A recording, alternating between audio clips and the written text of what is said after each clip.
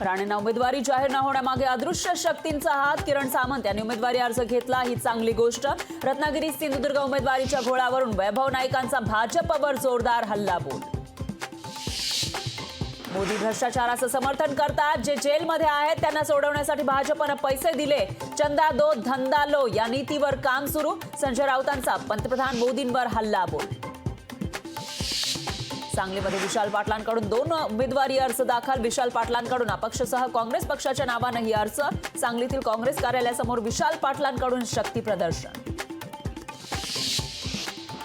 अडचण होत असेल तर उमेदवारी ही मागे घेईल. शेतकऱ्याचा मुलगा खासदार झालेला चालणार नाही का? चंद्रहार पाटलांचा सवाल. तर आम्ही पण शेतकऱ्यांचीच मुलं. बाळासाहेब थोरातांचा चंद्रहार पाटलांना उत्तर. भाजप नेते पालघर मतदारसंघाचा घेणार आढावा. दिनेश शर्मा रवींद्र चव्हाण करणार पालघर दौरा. तर खासदार गावितांची कमळ चिन्हावर लढण्याची तयारी. सूत्रांची माहिती. रायगडमध्ये 3 अनंत गीते निवडणुकीच्या रिंगणात. गीतेंची कोंडी करण्यासाठी विरोधकांनी 2 अपक्ष उमेदवार रिंगणात उतरवल्याची चर्चा. अहमदनगर भाजपमध्ये नाराजी नाट्य सुरू. नाराज 100 पदाधिकारी देणार सामूहिक राजीनामे. सुजय विखेंना उमेदवारी दिल्याने पदाधिकारी नाराज असल्याची चर्चा.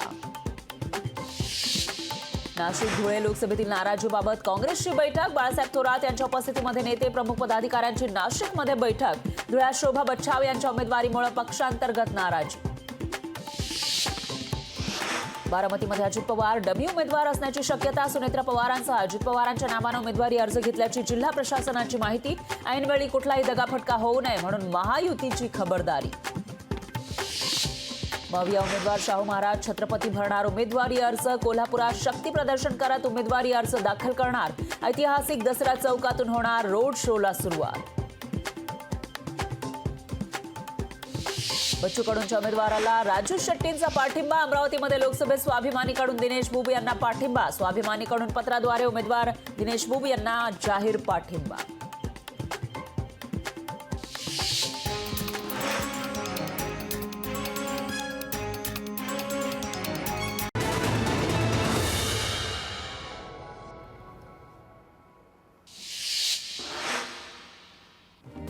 महादेव जानकर जातीच्या नावावर पुढे आले. परभणीच्या विकासात त्यांचा सहभाग नाही. शिवसेना उद्धव बाळासाहेब ठाकरे पक्षाचे खासदार संजय साधवांचा जानकरांवर हल्लाबोल. अजय बोरसेंनी पुन्हा एकदा घेतली मुख्यमंत्री शिंदेंची भेट. भेटीमध्ये नाशिक लोकसभेबाबत चर्चा झाल्याची माहिती. तर अजय बोरसेंना उमेदवारी देण्याची शिवसैनिकांची मागणी. पंतप्रधान मोदी वर्ध्यात येणार. 19 एप्रिलला तळेगावात मोदींची जाहीर सभा. रामदास तडस नवनीत राणांच्या प्रचारासाठी सभा. सोलापूरचा माढा लोकसभेत भाजपचे राम सातपुते. रणजितसिंह नाईक निंबाळकर आज उमेदवारी अर्ज दाखल करणार. अर्ज दाखल करताना फडणवीस राहणार उपस्थित. कोकण बाळासाहेब ठाकरेंचाच. त्यामध्ये कोणीही दुरावा निर्माण करू शकत नाही. अमित शहांच्या कोकण दौऱ्यावरून विनायक राऊतांचा निशाणा. माजी मंत्री हर्षवर्धन पाटलांचे निकटवर्तीय माजी उपनगराध्यक्ष भरत शहा शरद पवारांच्या गळाला. शहांच्या जाण्यानं हर्षवर्धन पाटलांना फटका. तर आज शरद पवारांच्या उपस्थितीमध्ये शहा करणार पक्षप्रवेश. सोलापुरात काँग्रेसच्या प्रचाराचा नारळ फोडण्यासाठी रामनवमीचा मुहूर्त. काँग्रेसचे उमेदवार प्रणिती शिंदे रामनवमीपासून करणार मतदारसंघात प्रचार. उदयनराजेंनी अभिनेते सयाजी शिंदे यांच्या निवासस्थानी जाऊन घेतली भेट. तब्येतीची विचारपूस करत अभिनयाचंही केलं कौतुक. पुणे लोकसभेतील 3 उमेदवार येणार एकत्र. मुरलीधर मोहोळ, रवींद्र धंगेकर आणि वसंत मोरे आज एकाच मंचावर पुणे शहरासाठीचं विजन मांडणार. लोकसभा निवडणुकीच्या पार्श्वभूमीवर वार्तालाप.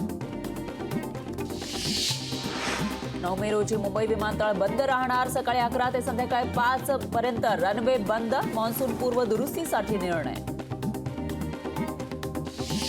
45 दिवस पुरेल इतकाच पाणीसाठा खडकवासला धरणात शिल्लक. शेतीसाठी राखीव असलेला साठा सोडल्यास शहराला 1.5 महिना पुरेल इतकंच पाणी. मुंबई ठाण्यामध्ये उष्णतेची लाट. तापमानात सोमवारी तब्बल 4 अंशांची वाढ. ठाणे जिल्ह्याचं तापमान पोहोचलं 41 अंशांवर. रायगड जिल्ह्यातील माणगाव निजामपूर तालुक्यामध्ये अवकाळी पाऊस. आंबा पिकाला फटका बसण्याची शक्यता. फळगळतीनं बागायतदारांचं नुकसान होण्याची भीती. कोल्हापूरच्या अंबाबाईचं आजपासून घेता येणार दर्शन. अंबाबाईच्या मूर्तीची संवर्धन प्रक्रिया पूर्ण.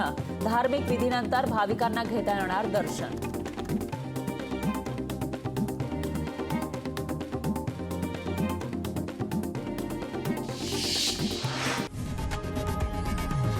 लोकशाही मराठी ऐका, पहा, जागरूक रहा.